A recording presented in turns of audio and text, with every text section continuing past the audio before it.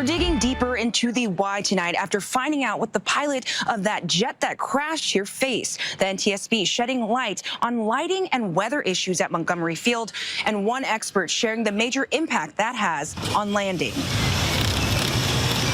Crews comb through debris a day after the deadly jet crash in Murphy Canyon, while investigators dig deeper into what the pilot experienced Thursday morning. There were notices to the airmen stating that there was airport lighting that was out that would have affected the illumination of the runway. The NTSB says lighting systems were out of service at Montgomery Field on the runway the pilot was attempting to land on. At night, they're very important because that's the only way you're going to see the runway, and then particularly in bad weather conditions. Aviation expert Rich Martindale putting into perspective how vital a role these play. Is there a way that that pilot would have known before his final approach that those lights were not operational? They should be notified in a NOTAM system that the lights are not operational. A NOTAM report is a notice that provides essential information before pilots take flight. It's unknown if the pilot checked them before departing. The NTSB says the pilot tried to turn the runway lights on from the plane, but nothing happened. Every approach has a missed approach procedure, so if you get down to the point where you're supposed to see the runway and you can't see the runway,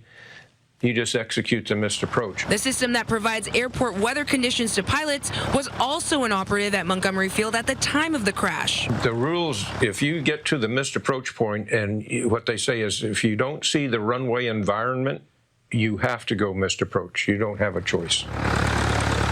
Friday night, we went over to Montgomery Field where we saw lights illuminating the runway as planes landed. Now the NTSB says there is no flight data recorder, but they are looking into whether there was a cockpit voice recorder and all other factors that could have played a role. We will continue to investigate pilot qualifications, training, flight history, and other human factors that may have been involved in the accident. Now the wreckage recovery has begun, and the NTSB will conclude its on-scene investigation within the next 2 to 3 days. Reporting in Murphy Canyon, I'm Tali Letoi, ABC 10 News.